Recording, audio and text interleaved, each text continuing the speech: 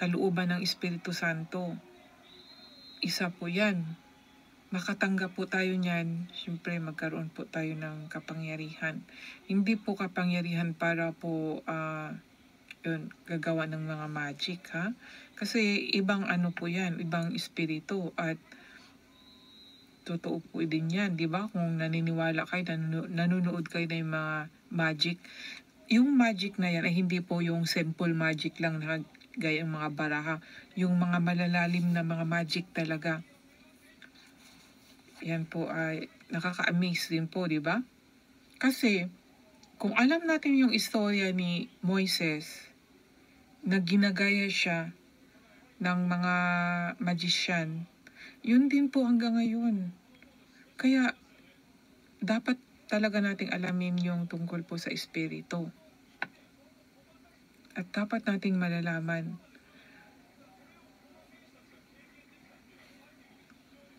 So, ipagpatuloy ko po ang Acts chapter 2. Ang pagdating ng banal na espiritu.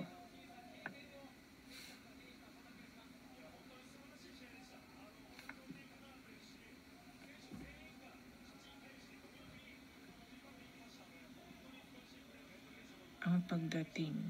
Ngunit pagdating, dito sa Acts chapter 1 verse 8, ngunit pagdating ng banal na espiritu sa inyo, din dito sa chapter 2, ang pagdating ng banal na espiritu. Diba, in other words, pagdating ng araw ng pesta na tinatawag na Pentecostes, nagtipon ang lahat ng mananampalataya sa isang bahay. Habang nagtitipon sila, bigla na lang silang nakarinig ng ugong na mula sa langit, nakatulad ng malakas na hangin, at puro ugong na lang ang kanilang narinig sa bahay ng kanilang pinagtitipunan. Ito po, meron din po itong ilang taon na, dekada po ang nakaraan na parang ganito din po yung nangyayari. Sa part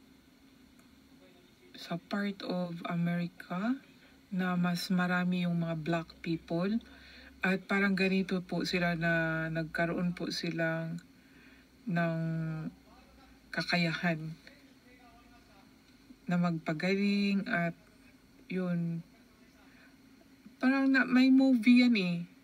Ano ba? Asa Costa. May movie po yan.